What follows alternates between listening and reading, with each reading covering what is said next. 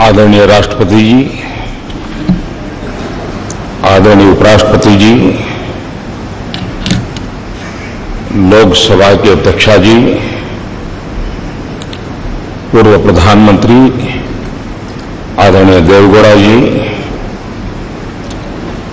मंत्रिपरिषद के मेरे साथी, सदन के सभी सम्मानित सदस्यगण और विविध क्षेत्र से पधारे हुए सभी वरिष्ठ महानुभाव,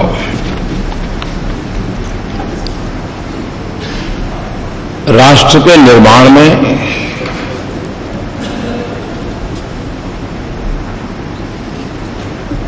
कुछ ऐसे पल आते हैं जिस पल पर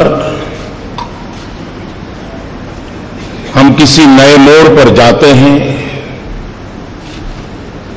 नए मुकाम की ओर पहुंचने का प्रयास करते हैं।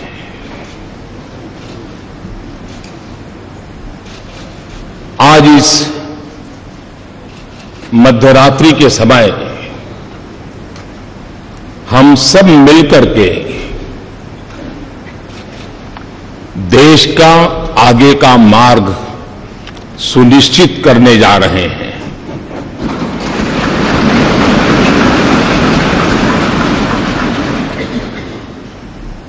कुछ देर बाद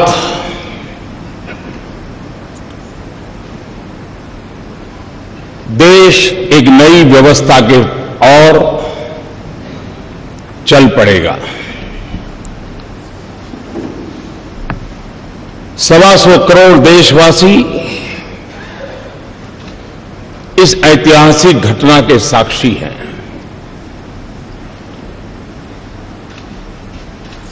जीएसटी की ये प्रक्रिया ये सिर्फ अर्थव्यवस्था के दायरे तक सीमित है, ऐसा मैं नहीं मानता। पिछले कई वर्षों से अलग अलग महानुभावों के मार्गदर्शन में, नेतृत्व में, अलग अलग टीमों के द्वारा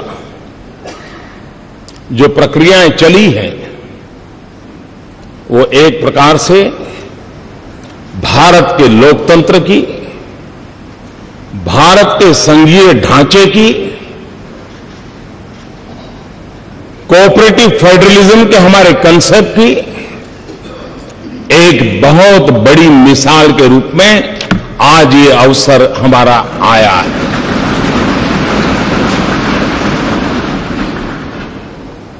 इस पवित्र अवसर पर आप सब अपना बहुमूल्य समय निकाल करके आए हैं।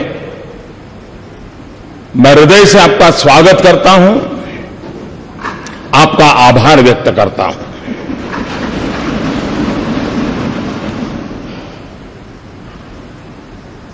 ये जो दिशा हम सब ने निर्धारित की है, जो रास्ता हमने चुना है, जिस व्यवस्था को हमने विकसित किया है, यह किसी एक दल की सिद्धि नहीं है। यह किसी एक सरकार की सिद्धि नहीं है। ये हम सबकी साझी विरासत है। हम सबके साझे प्रयासों का परिणाम है। और रात्रि को 12 बजे इस सेंट्रल हॉल में हम एकत्र आए हैं। यह वो जगह है जिस जगह पे इस राष्ट्र के अनेक महापुरुषों के पद चिन्हों से इस जगह ने अपने आप को पावन किया हुआ है। ऐसी पवित्र जगह पर हम बैठे हैं और इसलिए आज सेंट्रल हॉल की इस घटना के साथ हम याद करते हैं 9 दिसंबर 1946 संविधान सभा की पहली बैठक का ये सभागृह साक्षी है। हम उस स्थान पर बैठे हैं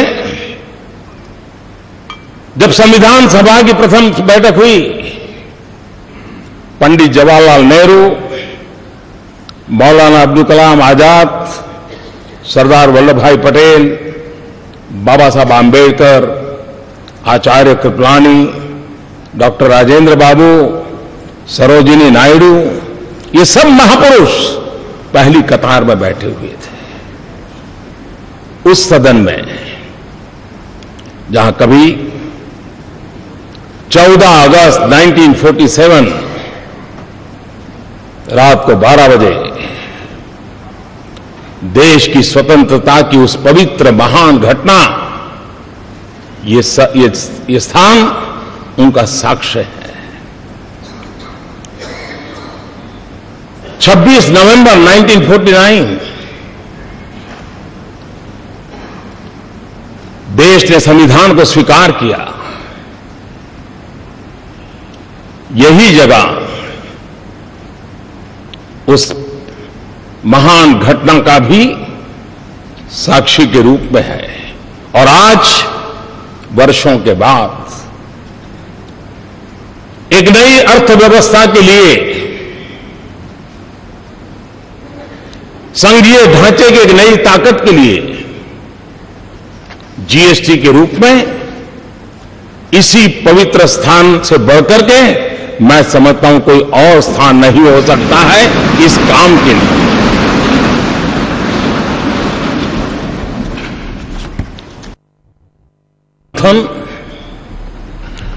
2 साल 11 महीने और 17 दिन तक चला था। हिंदुस्तान के कोने कोने से विद्वद्जन उस बहस में हिस्सा लेते थे, वाद विवाद होते थे, राजी नाराजी होती थी, सब मिलकर के बहस करते थे, रास्ते खोजते थे। कभी इस पार कभी उस पार नहीं जा पाए तो बीच का रास्ता खोज करके चलने का प्रयास करते थे। ठीक उसी तरह ये जीएसटी भी एक लंबी विचार प्रक्रिया का परिणाम है। सभी राज्य समान रूप से, केंद्र सरकार उसी की बराबरी में और सालों तक चर्चा की है। संसद में इसके पूर्व के भी सांसदों ने, उसके पूर्व के सांसदों ने लगातार इस पर बहस की है। एक प्रकार से best brains of the country उन्होंने लगातार इस काम को किया है और उसी का परिणाम है कि आज ये जीएसटी को हम साकार रूप में देख सकते हैं। जब संविधान बना तो संविधान ने पूरे देश के नागरिकों को समान अवसर, समान अधिकार, उसके लिए सुनिश्चित व्यवस्था खड़ी करती थी। और आज जीएसटी एक प्रकार से सभी राज्यों के उन मोतियों को एक धागे में परोने का और आर्थिक व्यवस्था के अंदर एक सुचारू व्यवस्था लाने का एक अहम प्रयास है। जीएसटी ये कोऑपरेटिव फेडरलिज्म की एक मिसाल है जो हमें हमेशा हमेशा और अधिक साथ मिलकर चलने की ताकत देगी। जीएसटी ये टीम इंडिया का क्या परिणाम हो सकता है, ये टीम इंडिया की कर्तृत्व शक्ति का, सामर्थ्य का परिचायक है। ये जीएसटी काउंसिल केंद्र और राज्य ने मिलकर के उन व्यवस्थाओं को विकसित किया है जिसमें गरीबों के लिए जो पहले उपलब्ध सेवाएं थी उन सारी सेवाओं को बरकरार रखा है। दल कोई भी हो, सरकार कहीं की भी हो, गरीबों के प्रति संवेदनशीलता इस जीएसटी के साथ जुड़े हुए सब लोगों ने समान रूप से उसकी चिंता की है। मैं जीएसटी काउंसिल को बधाई देता हूं। अब तक इस काम का नेतृत्व जिन जिन लोगों ने किया है, अरुण जी ने विस्तार से कहा था, मैं उसका पुनरावर्तन नहीं करता हूं। मैं उन सबको भी बधाई देता हूं। इस प्रक्रिया को जिन जिन लोगों ने आगे बढ़ाया उन सबको मैं बधाई देता हूं। आज जीएसटी काउंसिल की 18वीं मीटिंग हुई और थोड़ी देर के बाद जीएसटी लागू होगा। ये भी संजोग है कि गीता के भी 18 अध्याय थे और जीएसटी काउंसिल की भी 18 मीटिंगें हुई और आज हम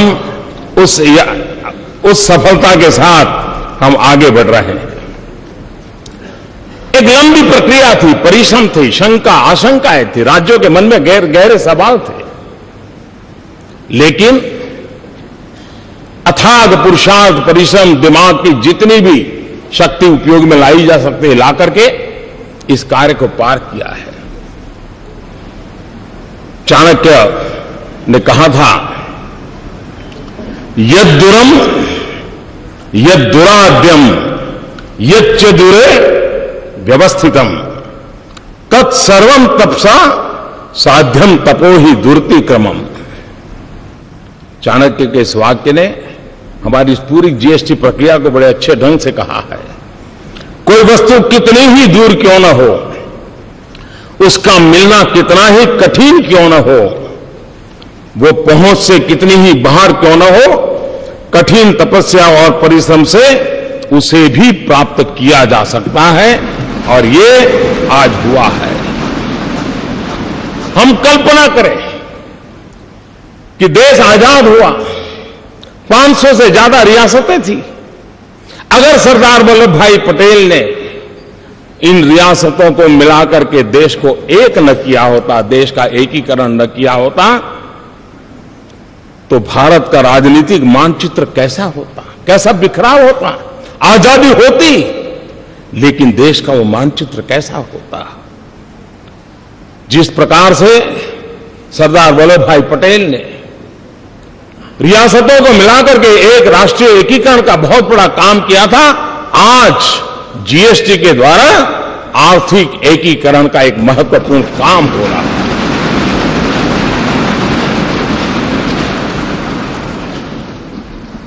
29 राज्य, 7 केंद्र शासित प्रदेश, केंद्र के 7 टैक्स, राज्यों के 8 टैक्स और हर चीजों के अलग अलग टैक्स का हिसाब लगाएं, 500 प्रकार के टैक्स कहीं न कहीं अपना रोल कर रहे थे। आज उन सब से मुक्ति पाकर के अब गंगानगर से लेकर के ईटानगर तक, लेह से लेकर के लक्षद्वीप तक, वन नेशन वन टैक्स, ये सपना हमारा साकार होके रहेगा। और जब इतने सारे टैक्स, 500 अलग अलग हिसाब लगाए, 500 टैक्स। आल्बर्ट आइंस्टाइन प्रखर वैज्ञानिक, उन्होंने एक बार बड़ी मजेदार बात कही थी। उन्होंने कहा था, दुनिया में अगर कोई चीज समझना सबसे ज्यादा मुश्किल है तो वो है इनकम टैक्स। ये आल्बर्ट आइंस्टाइन ने कहा था।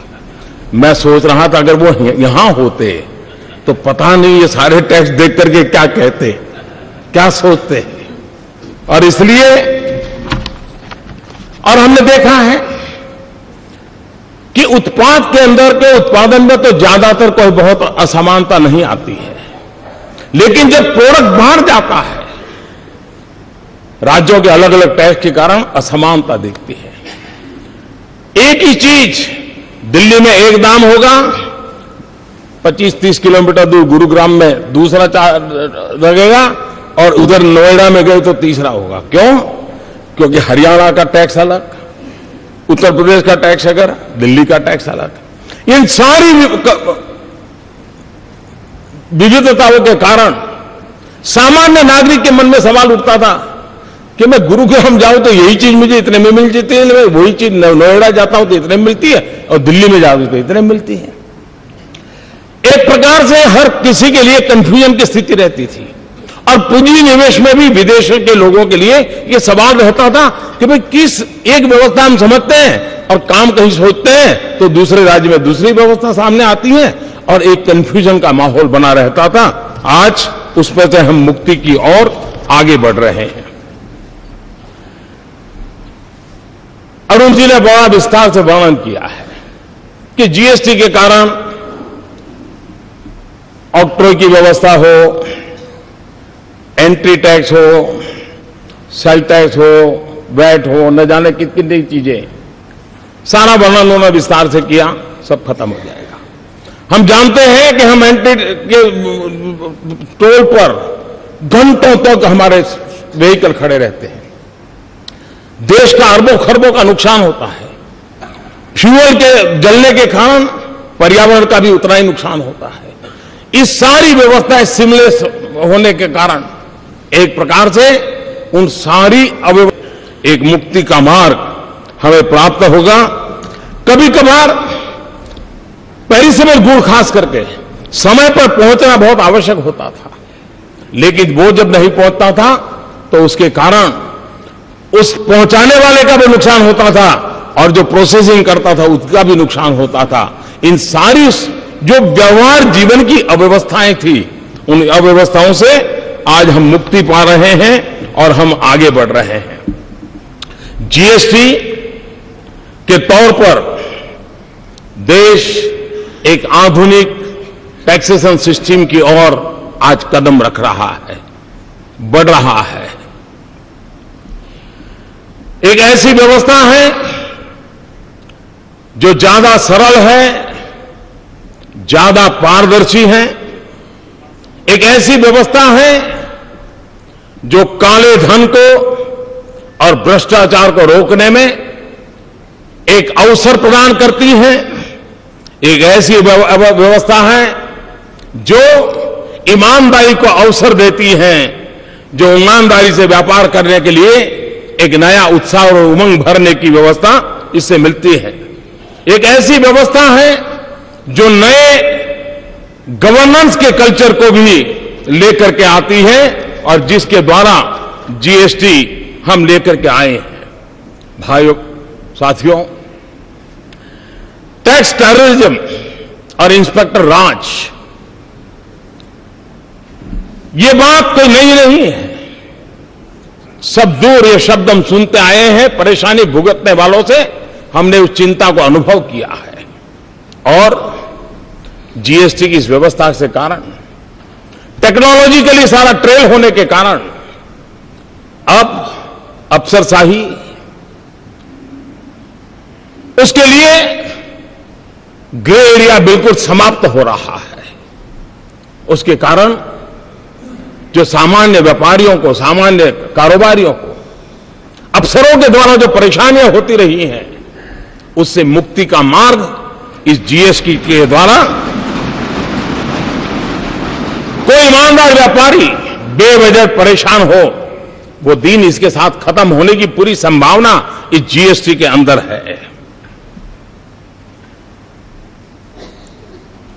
इस पूरी व्यवस्था में छोटे व्यापारियों को 20 लाख तक का व्यापार करने वालों को पूरी तरह मुक्ति दे दी गई है, और जो 75 लाख तक हैं उनको भी कम से कम इस चीजों से जुड़ना पड़े, इसकी व्यवस्था की है।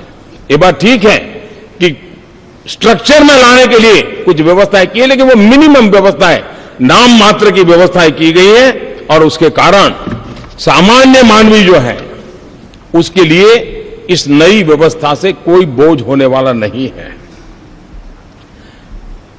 साथियों, जीएसटी की व्यवस्था ये बड़ी बड़ी आर्थिक भाषा में जो बोला जाता है वहां तक सीमित नहीं है। बड़े बड़े शब्द इसके साथ जोड़े जाते हैं, लेकिन अगर सरल भाषा में कहूं कि देश के गरीबों के हित के लिए ये व्यवस्था सबसे ज्यादा सार्थक होने वाली है। आजादी के 70 साल के बाद भी हम गरीबों तक जो पहुंचा नहीं पाए हैं, ऐसा नहीं कि प्रयत्न नहीं हुए हैं, सब सरकारों ने प्रयत्न किए हैं, लेकिन संसाधनों की मर्यादा रही है कि हम हमारे देश के गरीब की उन आवश्यकताओं की पूर्ति में कहीं न कहीं कम पड़े हैं। अगर हम संसाधनों को सुव्यवस्थित ढंग से, और बोझ किसी एक पर न जाए, बोझ स्प्रेड हो जाए, हॉरिजॉन्टल जितना हम स्प्रेड करें उतना ही देश को वर्टिकल ले जाने की सुविधा बढ़ती है। और इसलिए उस दिशा में जाने का काम, अब वो कच्चा बिल पक्का बिल ये सारी खेल खत्म हो जाएंगे, बड़ी सरलता हो जाएगी। और मुझे विश्वास है छोटे मोटे व्यापारी भी ये जो गरीब को बेनिफिट मिलने वाला है वो जरूर उसको ट्रांसफर करेंगे, ताकि गरीब का भला हम लोगों को आगे बढ़ाने के लिए बहुत बहुत काम आने वाला है। कभी कभी आशंकाएं होती हैं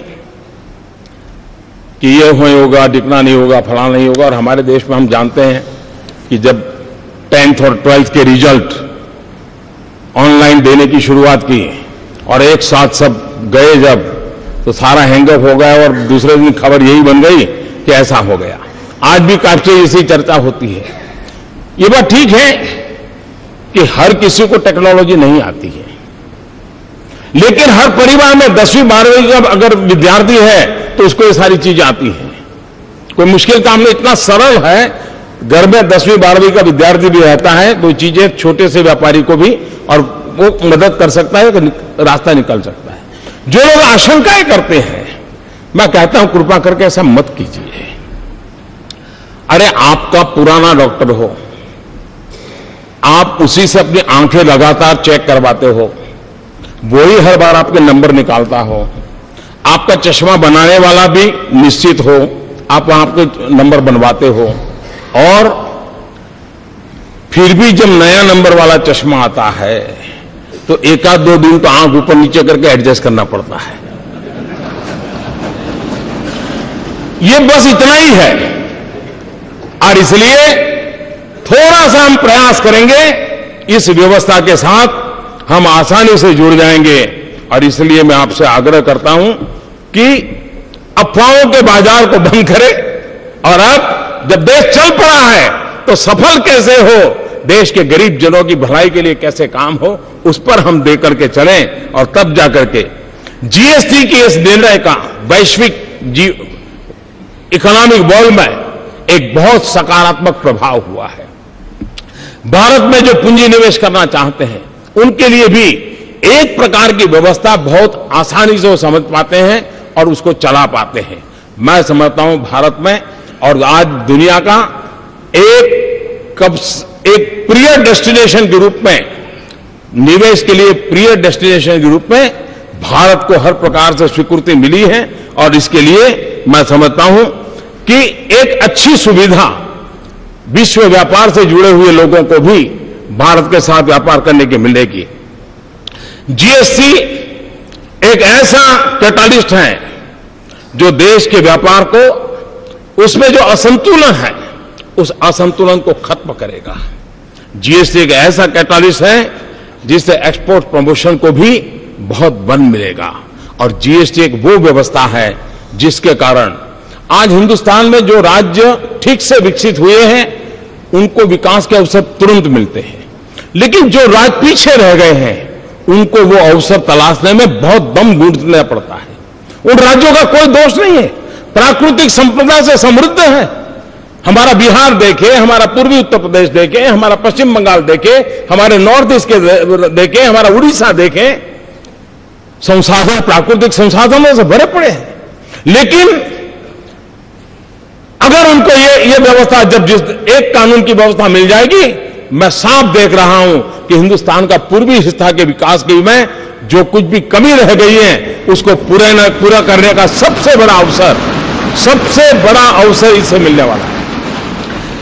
हिंदुस्तान के सभी राज्यों को विकास के समान अवसर प्राप्त होना, यह अपने आप में विकास के राह पर आगे बढ़ने का एक बहुत बड़ा अवसर है। जीएसटी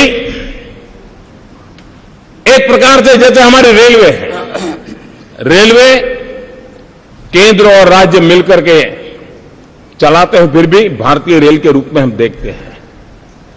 राज्य के अंदर स्थानीय रूप से मदद मिलती है, एक समान रूप से हम देखते हैं। हमारी सेंट्रल सर्विस के अधिकारी केंद्र और राज्यों में वितरित हैं, फिर भी दोनों तरफ से मिलकर के चला सकते हैं। एक जीएसटी ऐसी व्यवस्था है कि जिसमें पहली बार केंद्र और राज्य के लोग मिलकर के निश्चित दिशा में काम करने वाले हैं। ये अपने आप में एक भारत श्रेष्ठ भारत के लिए एक उत्तम से उत्तम व्यवस्था आज हो रही है, और जिसका प्रभाव आने वाले दिनों में आने वाली पीढ़ियां हमें गर्व के साथ स्वीकार करेगी। 2022 भारत की आजादी के 75 साल हो रहे हैं। न्यू इंडिया का सपना लेकर के हम चल पड़े हैं। 125 करोड़ देशवासी न्यू इंडिया बनाने के सपनों को लेकर के चल रहे हैं, और इसलिए भाइयों बहनों, जीएसटी एक अहम भूमिका अदा करेगी। और हम लोगों ने जिस प्रकार से प्रयास किया है, लोकमान्य तिलक जी ने जो गीता रहस्य लिखा है, उस गीता रहस्य के समापन में उन्होंने वेद का एक मंत्र को उसमें समाहित किया है। उस वेद का मंत्र आज भी हम लोगों के लिए प्रेरणा देने वाला है। और लोकमान्य तिलक जी ने कहा है, उसका उल्लेख किया हुआ है, मूलतः ऋग्वेद का श्लोक है, समानी वह आकृति ही समाना हृदयानि वह समानमस्तु वो मनो यथा वह सुसहासति। आप लोगों का संकल्प, निश्चय और भाव, अभिप्राय एक समान रहे, आप लोगों के हृदय एक समान हो, जिससे आप लोगों का परस्पर कार्य सर्वत्र एक साथ भली प्रकार से हो सके। इस भाव से लोकमान्य तिलक जी ने भी हमें आज परिणाम दिया है। जीएसटी न्यू इंडिया की एक टैक्स व्यवस्था है। जीएसटी डिजिटल भारत की टैक्स व्यवस्था है। जीएसटी सिर्फ ईज ऑफ डूइंग बिजनेस नहीं है, GST way of doing business की भी एक दिशा दे रहा है। जीएसटी सिर्फ एक टैक्स रिफॉर्म नहीं है, लेकिन वो आर्थिक रिफॉर्म का भी एक अहम कदम है। जीएसटी आर्थिक रिफॉर्म से भी आगे एक सामाजिक रिफॉर्म का भी एक नया तबका, जो एक ईमानदारी के उत्सव की दिशा में ले जाने वाला ये बन रहा है। कानून की भाषा में GST goods and service tax के रूप में जाना जाता है, लेकिन जीएसटी से जो लाभ मिलने वाले हैं, और इसलिए मैं ये कहूंगा कि कानून भले कहता हो कि गुड्स एंड सर्विस टैक्स, लेकिन हकीकत में ये गुड एंड सिंपल टैक्स है। और गुड इसलिए कि टैक्स पर टैक्स जो लगते थे उससे मुक्ति मिल रही है। सिंपल इसलिए है कि पूरे देश में एक ही फॉर्म होगा, एक ही व्यवस्था होगी, और उसी व्यवस्था से चलने वाला है, और इसलिए उसे हमें आगे बढ़ाना है। मैं आज इस अवसर पर आदरणीय राष्ट्रपति जी ने समय निकाल करके, क्योंकि इस सारी यात्रा के वे भी एक साथी रहे, सहयात्री रहे, इसके हर पहलू को उन्होंने भली भांति देखा है, जाना है, प्रयास किया है। उनका मार्गदर्शन इस महत्वपूर्ण ऐतिहासिक घड़ी में हम सबके लिए एक बहुत बड़ी प्रेरणा का कारण बनेगा, नया उमंग और उत्साह मिलेगा, और उसको लेकर के हम आगे चलेंगे। मैं आदरणीय राष्ट्रपति जी से मैं उनका बहुत आभारी हूं कि वो आज आए हम सबका मार्गदर्शन करने के लिए, और उनकी बातें हम सबको एक नई प्रेरणा देती रहेगी।